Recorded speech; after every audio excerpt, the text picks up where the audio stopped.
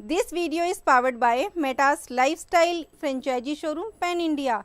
Check description for business information. हम में से बहुत सारे लोग अपने बिजनेस का एक्सपेंशन करना चाहते हैं क्योंकि उनके बिजनेस में प्रॉफिटेबिलिटी बहुत हाई होती है, मार्जिन लेवल बहुत ज्यादा होता है। बिजनेस के एक्सपेंशन के लिए हाई प्रॉफिटेबिलिटी होना ही काफी नहीं है।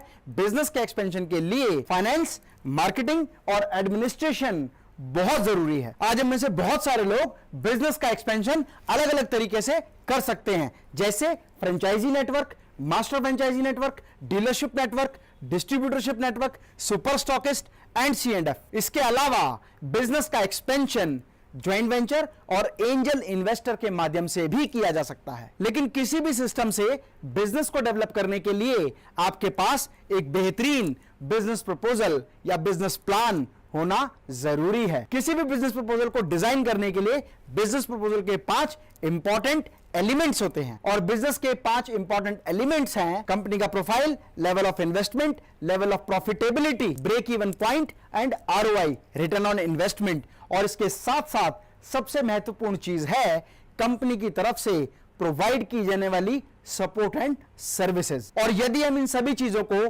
बहुत बेहतरीन तरीके से डिफाइन कर पाएं तो कंपनी का बेहतर बिजनेस प्रपोजल तैयार होता है। अगर मैं किसी भी इन्वेस्टर के साथ अपनी कंपनी का फ्रेंचाइजी प्रपोजल शेयर करता हूं तो सबसे पहला क्वेश्चन होगा, what is the profile of the company. उस कंपनी की पूरी एक्सप्लेनेशन कि कंपनी का नाम क्या है, इसकी स्थापना कब हुई, कंपनी का विजन क्या है, कंपनी का टर्नओवर क्या है, कंपनी का टारगेट क्या है, कंपनी के ऑब्जेक्टिव क्या है और किस तरह से हम अपने विजन को अचीव करेंगे। लेवल ऑफ इन्वेस्टमेंट, अगर कोई व्यक्ति उस कंपनी के साथ फ्रेंचाइजी, डीलर, डिस्ट्रीब्यूटर, इन्वेस्टर के रूप में काम करता है तो लेवल ऑफ इन्वेस्टमेंट क्या होगा, मतलब उस राज्य में उसे काम करने के लिए कितना पैसा कंपनी में इन्वेस्ट करना होगा। And the next thing, operating expense, मतलब यदि एक इन्वेस्टर किसी भी कंपनी में पैसा इन्वेस्ट करने के लिए तैयार है तो उसका अगला सवाल होता है कि मेरे ऑपरेटिंग एक्सपेंसेस क्या होंगे, मतलब पर मंथ उस कंपनी के उस यूनिट को, चाहे वो फ्रेंचाइजी हो, डीलर हो या डिस्ट्रीब्यूटर हो, उस जोन में चलाने के लिए कितने रुपए पर मंथ ऑपरेटिंग एक्सपेंस के रूप में खर्च करने होंगे। And the operating expense stands for rent, electricity, staff salary, administration expense, miscellaneous expenses. And the next important question is profitability. And the profitability stands for उस बिजनेस को start करने के बाद कितने समय में वो अपना प्रॉफिट जनरेट करना शुरू कर देगा, कितने समय बाद उसकी कंपनी प्रॉफिट में आ जाएगी, जिसके लिए इंपॉर्टेंट है इस बात को समझना कि कंपनी का ब्रेक इवन पॉइंट क्या होगा, मतलब कितने महीने का समय उसको अपने ऑपरेटिंग एक्सपेंसेस को कवर करने में लगेगा, क्योंकि ऑपरेटिंग एक्सपेंसेस को बेयर करने के बाद ही कोई व्यक्ति हाई प्रॉफिटेबिलिटी में मार्जिन कमा सकता है। ROI, रिटर्न ऑन इन्वेस्टमेंट, एक इन्वेस्टर ने आपकी कंपनी में जितना भी पैसा इन्वेस्ट किया है वो टोटल इन्वेस्टमेंट कितने नंबर ऑफ मंथ और कितने नंबर ऑफ ईयर्स में रिकवर होती है। And the last and most important thing, support and services provided by the company.